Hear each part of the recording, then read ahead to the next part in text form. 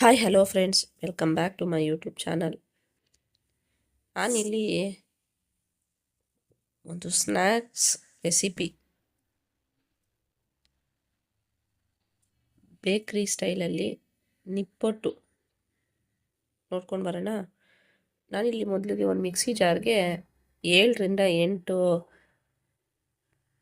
ಒಣಗಿದ ಮೆಣಸಿನ್ಕಾಯಿನ ಹಾಕ್ತಾಯಿದ್ದೀನಿ. ಬ್ಯಾಡಗಿ ಮೆಣಸಿನ್ಕಾಯಿ ಕೂಡ ಹಾಕ್ಕೋಬೋದು.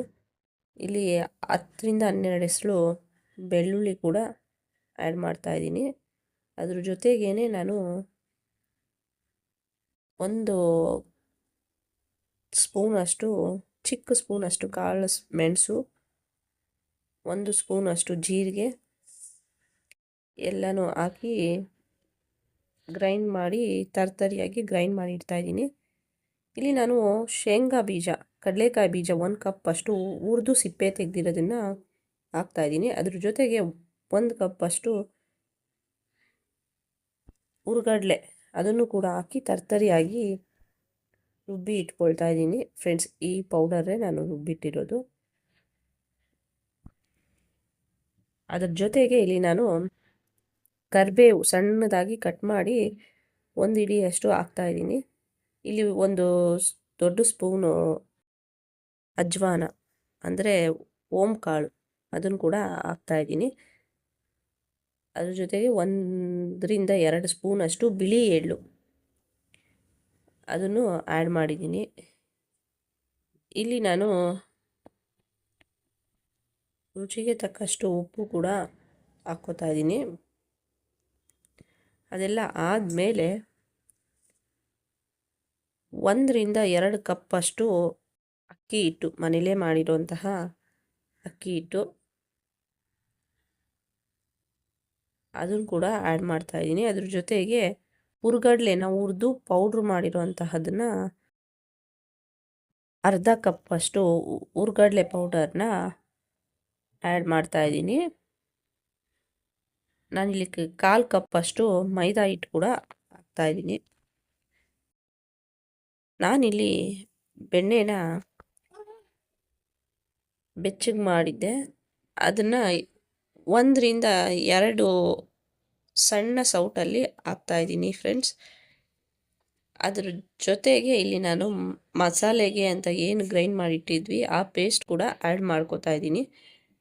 ಅದನ್ನೆಲ್ಲ ಆ್ಯಡ್ ಮಾಡಿ ನೀಟಾಗಿ ಆ ಮಸಾಲೆ ಎಲ್ಲ ಚೆನ್ನಾಗಿ ಹೊಂದ್ಕೊಳ್ಳೋ ರೀತಿಲಿ ಕಲಿಸ್ತಾ ಇದ್ದೀನಿ. ಅದು ಕಲಿಸಿದ್ರೆ ಮಿಕ್ಸ್ ಮಾಡಿದಾಗ ಇಡೀ ಬರಬೇಕು ಫ್ರೆಂಡ್ಸ್. ಕೈ ಇಡೀ ಬಂದಾಗ ಆ ಹಸಿಟ್ಟು ಬಾಂಡಿಂಗ್ ಚೆನ್ನಾಗಾಗಿದೆ ಅಂತ ಅರ್ಥ. ಇದೆಲ್ಲ ಮಿಕ್ಸ್ ಮಾಡಿ ಆದಮೇಲೆ ನಾನಿಲ್ಲಿ ಸ್ವಲ್ಪನೇ ನೀರನ್ನ ಹಾಕ್ಕೊಂಡು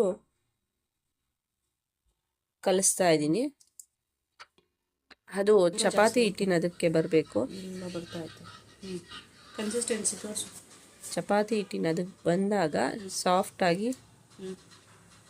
ಫ್ರೆಂಡ್ಸ್ ನೋಡಿ, ಇಲ್ಲಿ ತೋರಿಸ್ತಾ ಇರೋ ರೀತಿಲಿ ಚಪಾತಿ ಹಿಟ್ಟು ಯಾವ ರೀತಿ ಉಂಡೆ ಕಟ್ಕೊಂಡು ನಾವು ಒತ್ತೀವಿ ಆ ರೀತಿ ಬಾಂಡಿಂಗ್ ಬರಬೇಕು.